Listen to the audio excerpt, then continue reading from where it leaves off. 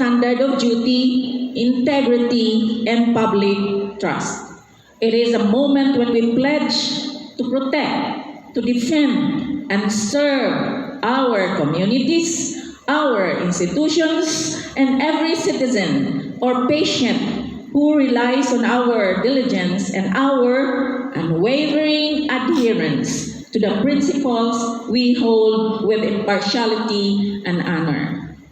To embrace the call to serve is to internalize that oath. It means accepting our roles as more than just jobs. They are vital responsibilities that demand courage, empathy, and a steadfast moral compass. It requires us to act with professionalism, transparency, and a deep understanding of the impact our decisions have on the lives of others.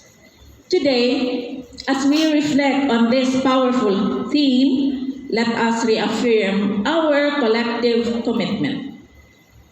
Let us draw strength from the shared understanding that upholding our oath is a daily endeavor and that the call to serve is a continuous journey of growth, resilience, and unwavering dedication.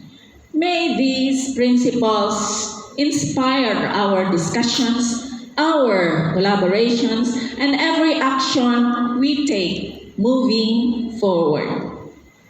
And as we move forward, let us not just occupy our roles. Let us inhabit them with passion.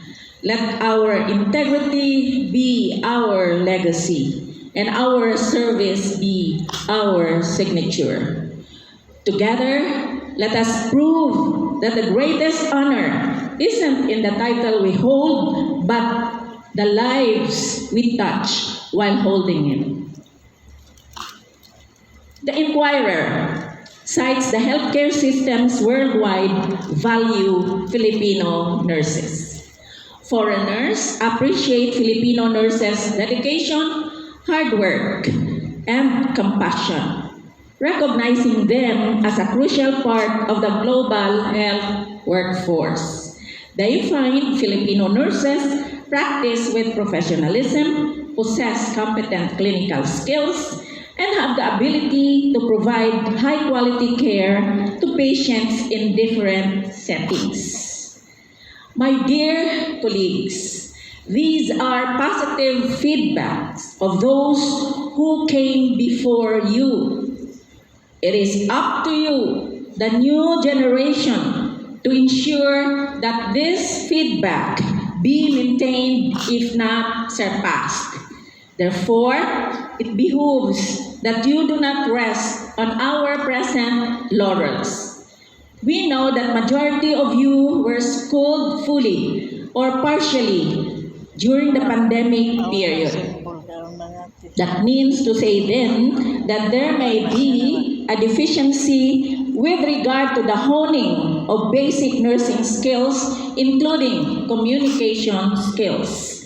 So, be very observant and be quick on the uptake to learn these skills on your first few months in the clinical area or in the hospital where you would be. Be humble enough to ask help or guidance from the older staff. And as you continue to practice nursing, never forget to update yourself. Pursue lifelong learning. You can do a mix of attending conferences, fora, conventions, and enrolling in graduate school, participate in